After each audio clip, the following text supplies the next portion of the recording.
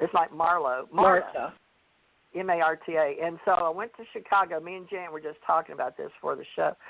My husband died, and I had 4 kids with my first husband at NASA. And then Tom, my 20-year-old CIA Reagan president, kind of UFO searcher, got him and me to do some hip-hop order, off-the-record search for all this stuff. So he and I got to go to, all over and got involved in the UFO stuff. So all of that went together, and I just started writing books because I felt like, first of all, I was writing UFO Digest and talking to Stanton Friedman about putting this whole story together. So we talked with him. I was going to meet him, and he sent me his couple of books and told me about Kathy Martin and stay with her and, help her and him because they were writing a couple more books. And he said, I wish I had time to help you with your book, but you're obviously educated as an investigator, blah, blah, blah. But he would call me about things he was investigating it. But lo and behold, I found out he had gone to Louisiana to investigate the guy I had gone to investigate for the government when I was doing investigations. And it was Jesse Marcel. And they had in my first UFO enlistment, and they took me as a hospital corpsman. Of course, I was in personnel information security.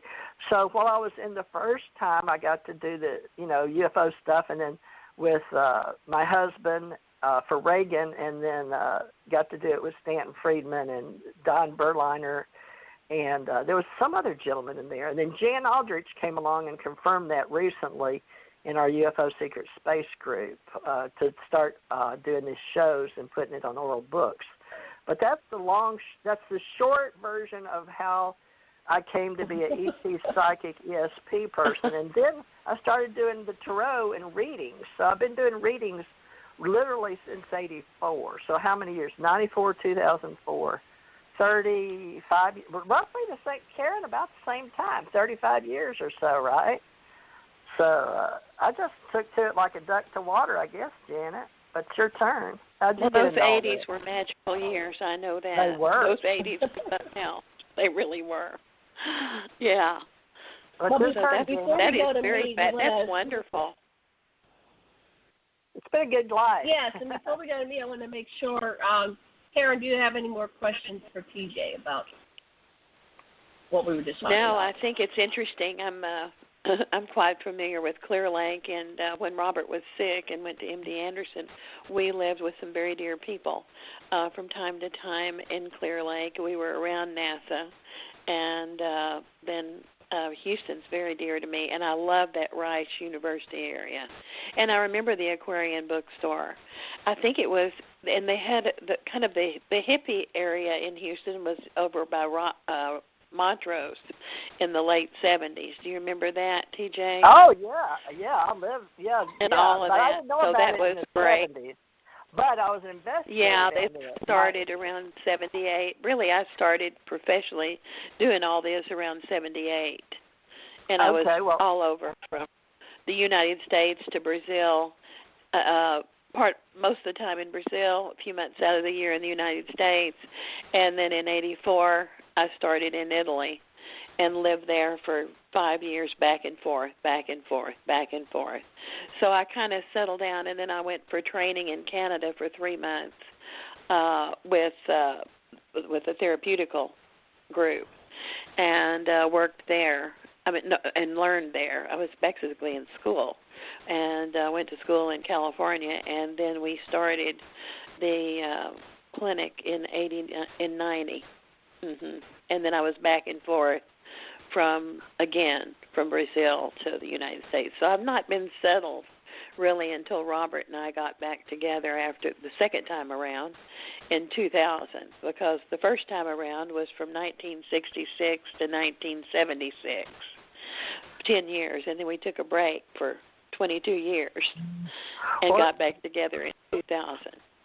So that's 10 years. See, I met my husband in 66, and we were in high school. Really? But by 67, it was 66 or 67 when I got my first investigation. I had broke my tooth as a dancer for the Spinnerettes at the Warwick Hotel, and Percy Foreman, my grandmother asked who was the richest or who was the best-known attorney, and for some reason I'd heard about Percy Foreman on TV. They made a movie about him, Dead for the Defense, but Percy Foreman, so she hired him for me to get my tooth fixed. So the Warwick, with the Warwick Hotel, is something else now down there in Montrose, right across from the zoo area. But then I went to work for, I know you know DeBakey and Denton Cooley because you're the man you worked with, but I worked for Dr. Not Denton Cooley. They had real estate investment, but I worked with his associate Grady Hallman and Dr. John Hill. And Grady and John owned Diamond Duplexes right next to the Warwick, just down a side street, where they gave me an apartment in exchange for managing and collecting the rent.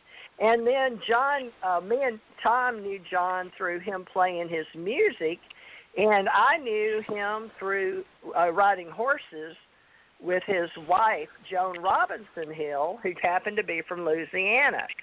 And her dad either was Racehorse Haynes or Rich somebody, but or maybe he hired Racehorse Haynes. But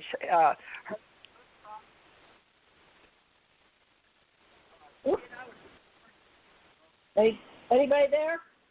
I don't know. Yeah. I can't hear anyone. Hello? Hello? Are you there, TJ? Yeah. TJ, we just okay. We just kind of okay. Say that again. Can you hear me? Can you hear me now? We can hear you. Yes. Okay. Yes. You know okay. What part did you not hear? Well, you don't know because you didn't hear it. Maybe we had an interdimensional activity because I'm hearing another conversation in between the physical. But that's interesting. That's the real thing. Okay. Well, I don't know what we're supposed to do. That's strange. Anyway, well, I think that was supposed to happen. Ask me a question now. My turn. Ask me a question. Somebody ask me a question.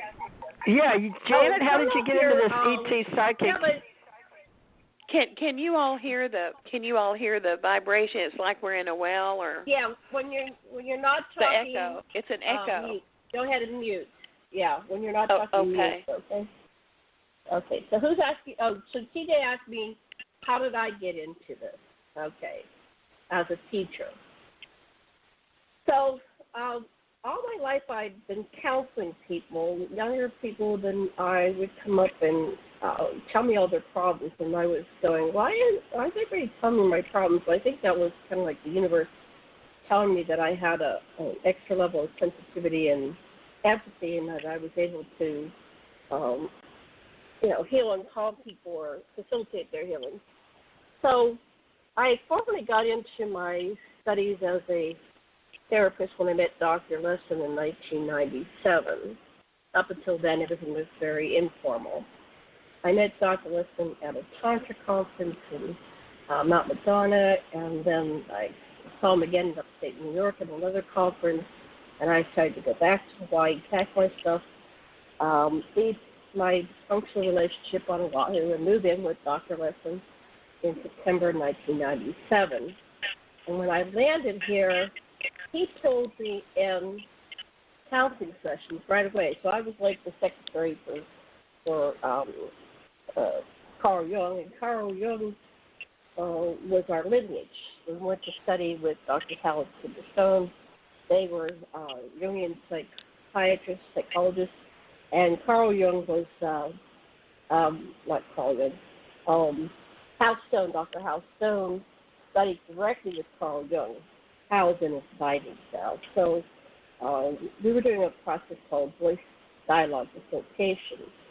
But before I met Dr. Lesson, I had been in years of counseling therapy because I kept getting involved in very dysfunctional and often violent relationships where the man was hitting me. And so I love to read books, and I started studying psychology, and I happened upon this wonderful book and a series of, they were taped at the time, by Marianne Williamson on counseling. And so I started to immerse myself in this process of why I kept having dysfunctional relationships, and even what happened that I kept getting beat up by different people over the course of my life and my marriages. So there was a process called the Imago process, and it's how we subconsciously we recreate the issues that we had with our parents. And so we are drawn to and attracted to and tend to get involved with those people that would heal our issues that we have that were unfulfilled by our parents. And so I read a book by Harville Hendricks on the Imago process, and then lo and behold, when I met Dr. Leslie, we started doing relationship counseling with other people. We did tantra psychology, the Imago process, voice dialogue facilitation, which is a therapy where you learn how to be conscious, utilize hypnotherapy, past life regression, childhood, cultural conditioning, and religious program. So I was in like an advanced level class, and then I went over for several advanced studies with Dr. Howard Stone, and then I got involved with holotropic breath work, met Stan Groff, met John Mack, who you know in the psychology or in the alien hypnosis and integration field. Yeah, so I was just in the process for, and I have been for the last 20 years, and so we've done, tons of workshops. We had the certification process, even here at the house, and my husband is a workshop junkie. Even though he has advanced degrees past the PhD level, he likes to keep learning, likes to keep teaching, and then we do a synthesis of all the different processes. And anyway, it was just a powerful education, and it brought me full circle to what I was doing already as a child and teenager. Even when I was at Penn State University in 89 to 93, I was facilitating a group, one of the earliest alien contactee groups. A friend of mine, we got a adult education room. They allowed people who wanted to teach to apply, and we started doing EP contactee groups, and that was from 89 to 93. One of our adversaries was Bill Klass. And anybody who knows the UFO field, that was the debunker, the disinformation agent. And he kept trying to bring us down and attack us. And he didn't come to Penn State, but he sent his number one, it was one of the professors, actually, and he was a debunker. So we were having these debates. And eventually, the last year, we were doing a group, I got Linda Moulton Howe. And when Linda was coming to town, I said, probably 200-300 press releases. This was at Penn State University. So I went to press releases into Ohio, West Virginia, New York, all the surrounding areas. Before Linda came, I was invited to go on the radio, to all these radio shows. So there I was on the radio shows in the late 80s and early 90s, and I was up against all these people that were non-believers. So I know what you're up against, Karen, because I was getting them left, right, and everywhere. But I was also some of the people you mentioned I've heard of, and actually at a practice in Dallas. Did you say Harville Hendricks? Did you mention him? Yes. Was he one of? Yes. Well, he had a practice in Dallas. I was on a panel with him with a Jungian psychiatrist by the name of his last name was Dr. Hall, James Hall. And we were at SMU on a panel. Yeah, that's when, in the good old days, Dallas was very metaphysical, and people who were a very wealthy group of people put in one of the halls, Selectman Hall, they put in a Rosicrucian minister who was an Episcopalian minister, Father Taliaferro.